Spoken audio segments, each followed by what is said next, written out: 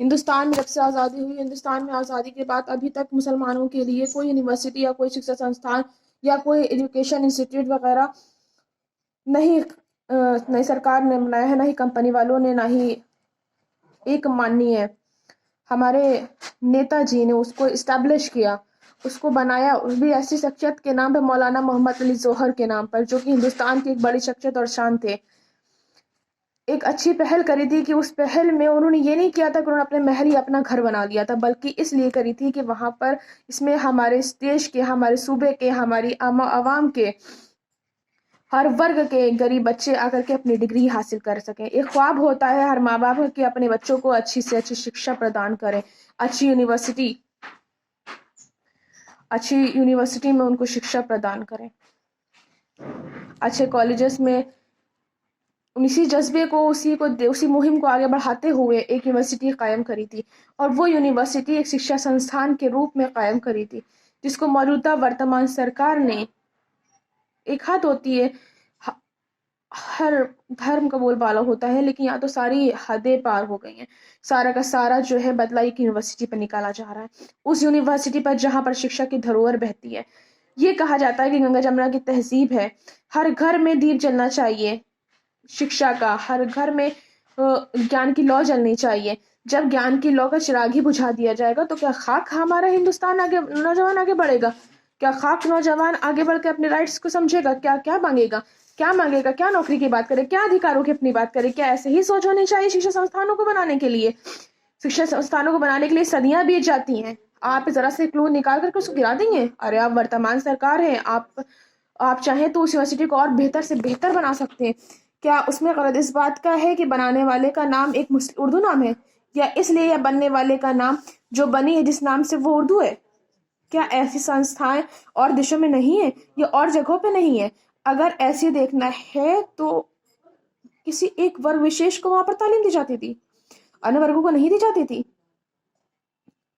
माननीय मुख्यमंत्री जी, आप इस पर संज्ञान लें, और जो भारतीय शिक्षा की एक परंपरा है, जो चाहे वो पाठशाला हो, चाहे वो मकतब मदारस हो, चाहे वो स्कूल हो, चाहे वो कॉन्वेंट्स हो, कॉलेजेस हो, चाहे वो यूनिवर्सिटी हो, कभी उनमें ये नहीं रहा है कि तुम पढ़ोगी हम नहीं, हम पढ़ोगे तुम नहीं। यहाँ सब पढ़े और सब बड़े वाला नारा रहा है।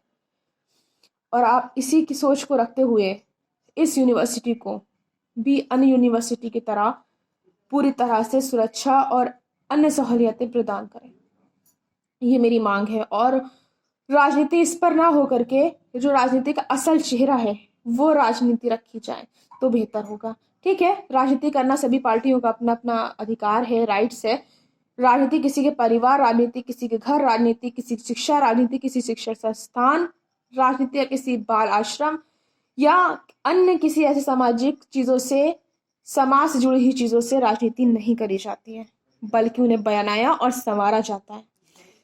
जरूरी नहीं है कि वो किसी भी सरकार में बनी है तो आपकी सरकार में वो गिरा दी जाएगी, या आप अपनी सरकार में कोई भी शिक्षण संस्थान को बनाते हैं तो दूसरी सरकार आकर के उसे गिरा दे। मैं भी उसकी मजम्मत करती। कोई भी सरकार, किसी भी, चाहे वो धर्म के तौर पर या किसी भी मुद्दे पर कोई भी शिक्षा संस्थान बना हो, चाहे वो संस्कृत ही क्यों ना हो, चाहे वो उर्दू ही क्यों ना हो, चाहे वो इंग्लिश ही की धारा क्यों ना हो, चाहे वो कंप्यूटर की ही नॉलेज क्यों ना हो, हमारे लिए हर नॉलेज,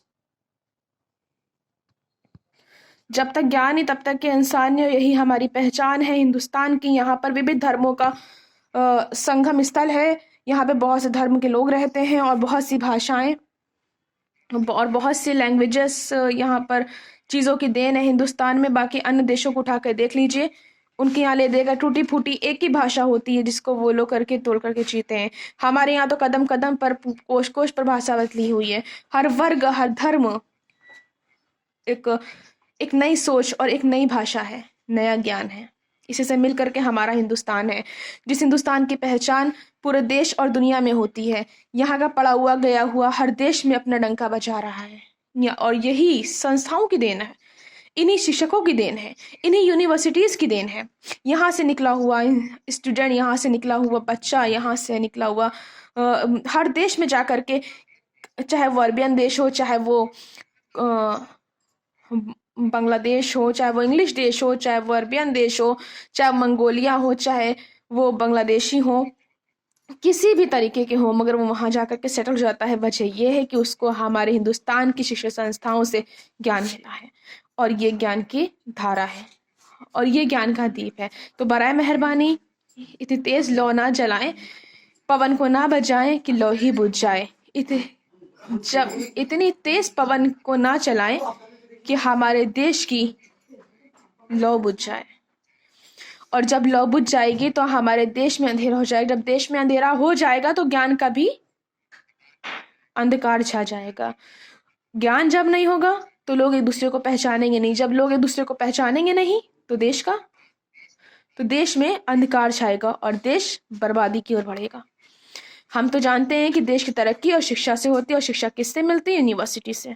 तो बराए मेहरबानी मेरी मांग है कि यूनिवर्सिटी को लेकर के कोई कटाक्ष या किसी तरीके का कोई प्रतिक्रिया किसी भी सरकार को, चाहे मौजूदा हो, चाहे आने वाली हो, चाहे भविष्य में, चाहे कोई भी हो, उस पर नहीं होना चाहिए। हमको राजनीति अपनी सोच, अपने हिसाब से, अपनी राजनीति पार्टियों के दल को लेकर के होनी चाहिए, ना कि किसी की संस्था संस्थानों को लेकर होना चाहिए। मैं उम्मीद करती हूँ कि वर्तमान सरकार इस पर संज्ञान लेगी और जल्द से जल्द नए तौर तरीके को लेकर के उस यूनिवर्सिटी का निर्माण करवाएगी, और फिर से वहां पर चहल पहल करके बच्चों का आवागमन करके शिक्षा की लौ चलाने की पूरी कोशिश करेगी। धन्यवाद।